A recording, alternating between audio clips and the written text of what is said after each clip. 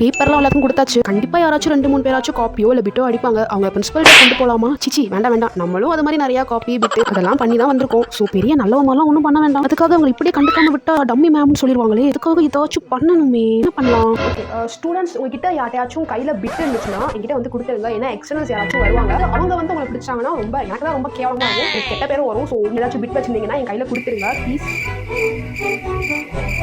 நீங்கள் உங்கள் ஃப்ரெண்ட்ஸ்கிட்ட கேட்டு எழுதுறதுக்கு நான் பர்மிஷன் தரேன். ஆனால் இப்போ இல்லை, லாஸ்ட்டில். ஸோ நீங்கள் உங்கள் பிட்டை வந்து கையில் கொடுத்தீங்கன்னா நல்லாயிருக்கும். அவ்வளோதானா? ஓகே, நீங்கள் வந்து இப்போவே கேட்டு எழுத வேண்டாம். இப்போ வந்து உங்களுக்கு தெரிஞ்சதை எழுதுங்க. லாஸ்ட் 30 மினிட்ஸ் கூட நான் வந்து உங்களுக்கு சொல்கிறேன். அப்போ வந்து நீங்கள் காப்பி அடிச்சு எழுதிக்கோங்க. அதுக்கு முன்னாடியே பண்ணுங்க, பட் ரொம்ப நாய்ஸ் வரக்கூடாது. லைட்டாக அப்பப்போ கொஞ்சம் எழுதிக்கோங்க. ஓகேங்களா? தயவு செஞ்சு எப்படியாச்சும் கேட்டு எழுதி பாஸ் பண்ண வழியை பாருங்க. ஓகேங்களா? விட்டு மட்டும் வேண்டாம். ஜன்னல் வழியாவோ இல்லை போகிற வழியாச்சும் பார்த்தாங்கன்னா பிரச்சனை ஆகிடும். ஓகேவா? டேய் தம்பி, நான் தான் கேட்டு எழுதிக்கோன்னு பெர்மிஷன் கொடுத்தேன். அப்புறமும் ஏன் குறுகுறுன்னு பார்க்குறேன்? இப்படி பார்க்கறதுனால சந்தேகமாகவே வருது. நீ கேஷுவலாகவே காப்பி அடிக்கலாம். அதுவும் நான் பெர்மிஷனே கொடுத்துட்டேன், அப்புறம் எப்படி பார்க்குறேன்? அதெல்லாம் ஒன்றும் இல்லை மேம். நீங்கள் பெர்மிஷன் கொடுத்தாலும் கொடுக்காம எழுதாலும் என் ஃப்ரெண்ட்ஸுக்கும் ஒன்றும் தெரியாது, எனக்கும் ஒன்றும் தெரியாது மேம். கையில் இருக்கிற பிட்டை நம்பி தான் மேம் நாங்கள் வந்தோம். கொஞ்சம் கருணை காட்டுங்க மேம். கிளாஸில் யாராச்சும் நல்லா கொஞ்சம் பொண்ணுங்க இருப்பாங்களா? அவங்ககிட்ட கேட்டு எழுதலாம்ல.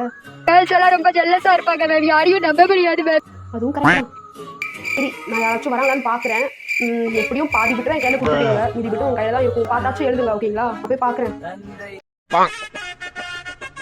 பேப்பர் வேணுமா?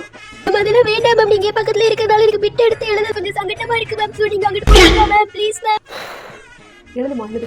Excuse me ma'am. எக்ஸாம் முடிச்சிட்டீங்களா? எஸ் மேம், ஒரு ஹெல்ப் மேம். சொல்லுங்க. மேம் நீங்க தான் எனக்கு இங்கிலீஷ் எடுக்கறீங்க.